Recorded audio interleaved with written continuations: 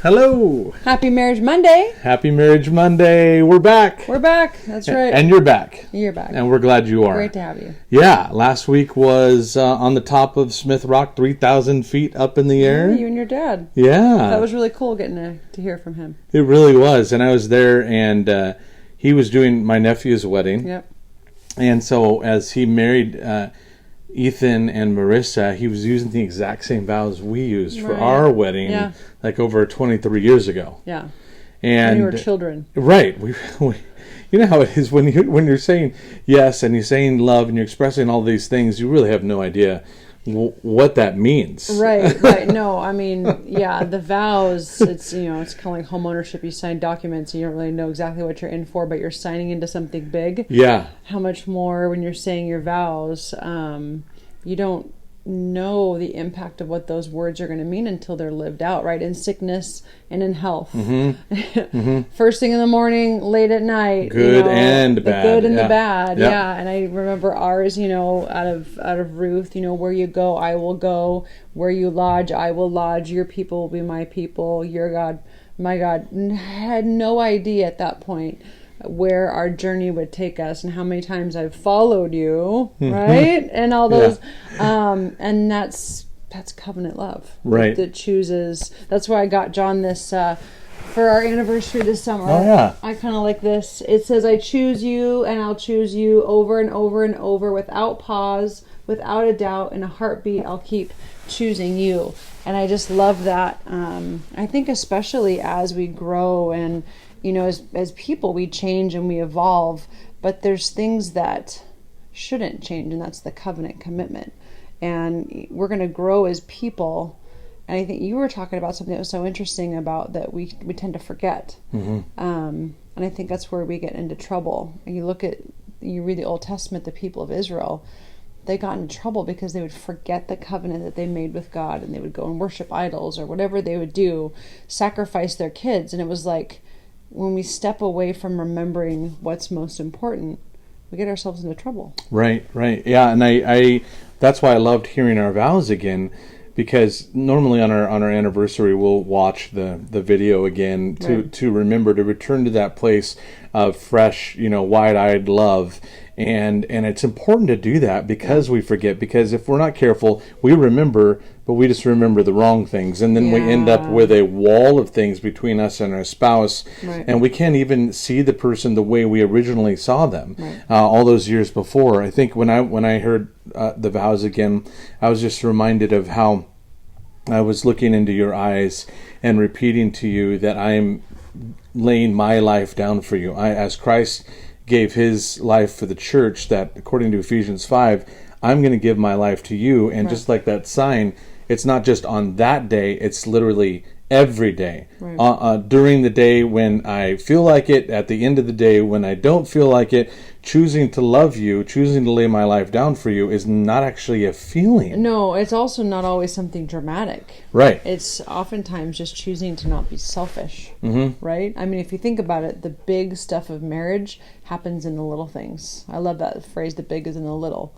That there is the big, I rescued you from a car coming and I swooped you up and I love you, you saved my life. It's oftentimes, I've just chosen to love you when you're not physically at your best, when you're, you've lost your job, when you're, hormones are raging, whatever. I'm just counting all things. My hormones?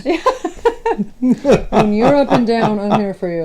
But you know what I mean? It's oftentimes, it's not often the big, it's a lot of the little. It is. It's the day in, the day out. It's the, it's continually choosing you over and over again. Mm-hmm.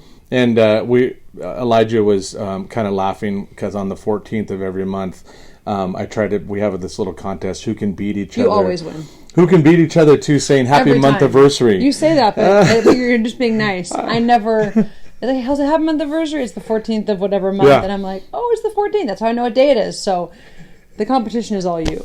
I know, but you're going to win next month. It's actually a clue for you guys out there. If you have a hard time remembering the day that you got married, just make that day special every single month, and she'll always know that you love her, and it just makes it easier to remember that the 14th is a day to say something. Supposed to say something. Oh, yes. Happy month anniversary.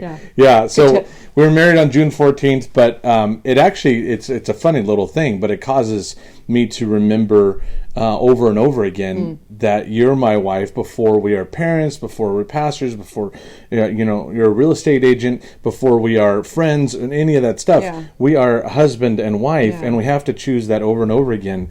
Amos 3:3 says, "How can two people walk together unless they agree on the same direction?" Right. And so you and I, if we're not careful, we're going to walk, but we're not necessarily walking in the same direction. Just because we have a ring and we said yes to each other and we made vows 23 years ago, we have to choose to go in the same direction over and over again.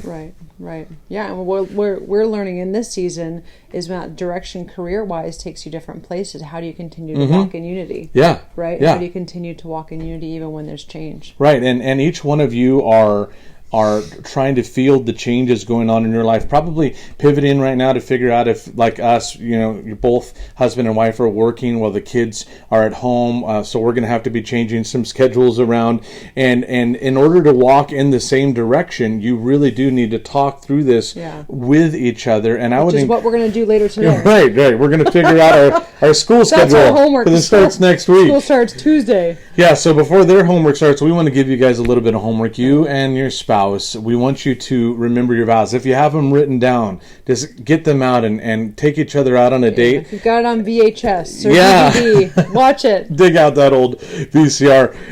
But go over your vows again and look each other in the eyes again and remember why you fell in love with each other again.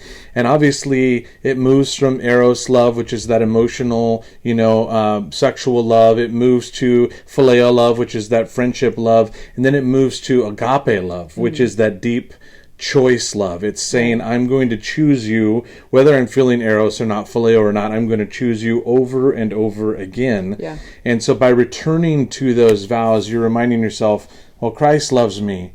And when I run out, he never does. Yeah. And so... Yeah, that's really good. I'm sorry, but I can't hear you say phileo and not think filet of fish. I'm sorry. I didn't mean to down that one, but I just thank you for holding off on that until I was done with the filet of fish. Am I the only one? I'm sorry. Anyways, now I'm hungry for McDonald's. But we just want to encourage you to do that because life is not going to get less complicated. Yeah. It's just going to get more. But what made your marriage strong is choosing to walk together. Yeah. So choose that with each other. We're so glad you chose to spend a couple minutes with us today. Yeah. Thanks for joining. Yeah. We'll see you next week.